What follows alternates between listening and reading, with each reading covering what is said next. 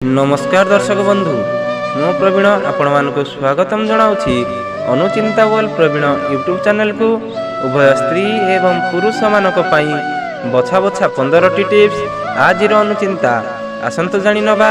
1 number शनिवार दिन शोइबा पूर्व खट तले सोरिष तेल रखी तांको गरीब लोकंकु दान करिले घर को धन संपत्ति एवं लक्ष्मी को आगमन होइथाए। 2 नंबर डिमिरी गछर चेर को कपड़ारे बांधी चांदीर कवच भितर रखी बेकरे पकाइबा द्वारा आर्थिक संपन्नता वृद्धि होइथाए। 3 नंबर घरे पैसा रखुथुबा आलमीरा रे 9टी कौड़ी सहित गोटे तंबा पैसा रखिबा द्वारा शुभ होइथाए, पैसार अभाव दूर होइथाए। 4 नंबर प्रत्येक गुरुवार दिन तुलसी गछरे क्षीर अर्पण करिबा द्वारा शुभ होइथाए एवं आर्थिक स्थिति मजबूत होइथाए। 5 नंबर भोजन करिबा पूर्वरु कुकुर किंबा गाई पाई किछि खाद्य बाहर करिबा द्वारा मंगलकारी होइथाए एवं केबे भी आर्थिक समस्या देखा देई न थाए। 6 नंबर नियमित भावरे कदली गछर मूलरे जल अर्पण करिबा द्वारा एवं घिओ दीप जलाइबा द्वारा दरिद्रता दूर होइथाए। तो दर्शक बंधु माने आपण माने वीडियोटी को गोटे लाइक करिकि चैनल टी को सब्सक्राइब कर दियंतु।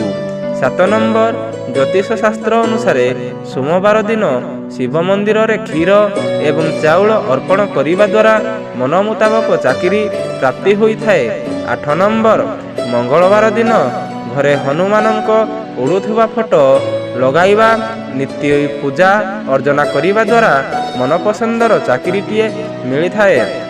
9 नंबर कौनसी चाकरी पाई इंटरव्यू देवाकू जिबा पूर्वरु ओम नमो भगवती पद्मावती रिद्धि सिद्धि दायिनी मंत्र 108 थर जप करिबा द्वारा शुभ फल प्राप्ति होइथाए।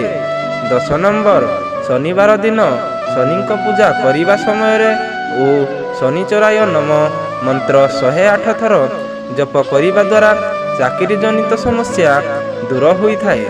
11 नंबर जदि चाकरी पाई कौनसी स्थान को जीवाकू थाए तेबे गोटे लेंबू रे 4टी लवंग लगाई सांगरे नेइकी जीवा द्वारा शुभ फल प्राप्ति होइथाए। 12 नंबर प्रत्येक दिन गाई को किछि खाद्य खाइबाकू देवा द्वारा अत्यंत मंगल जारी होइथाए एवं जीवन रे उन्नति प्राप्ति होइथाए। 13 नंबर दाम्पत्य जीवन रे सुख प्राप्ति पाई हेले विवाहिता महिला माने हाथ रे हलदी रंग को चूड़ी पिंधिबा द्वारा मंगलकारी होइथाए। 14 नंबर यदि स्वामी स्त्री मध्य रे कलह देखा जाइथाए तेबे सोइबा समय रे स्वामींकर मुंड उपरे सिंदूर रखी सेही सिंदूर को पिंधिबा द्वारा ताहा दूर होइथाए। 15 नंबर विवाहिता महिला माने प्रत्येक दिन दुर्गा चालीसा पाठ करिबा द्वारा मंगलकारी होइथाए एवं दाम्पत्य जीवन रे आसुथुबा समस्त समस्या दूर होइथाए। तो दर्शक बंधु माने आपन को वीडियोटी केमिति लागिला कमेंट बॉक्स रे निश्चिंत मतामत दियंतु। आजिर वीडियोटी जदि आपन को भल लागिथो वीडियोटी को गोटे लाइक करिकि चैनल टी को सब्सक्राइब करिकि बेल आइकन पर क्लिक करंतु। आज पई विदाय नछु देखा बा पुणी गोटे नुवा वीडियो रे। जय जगन्नाथ।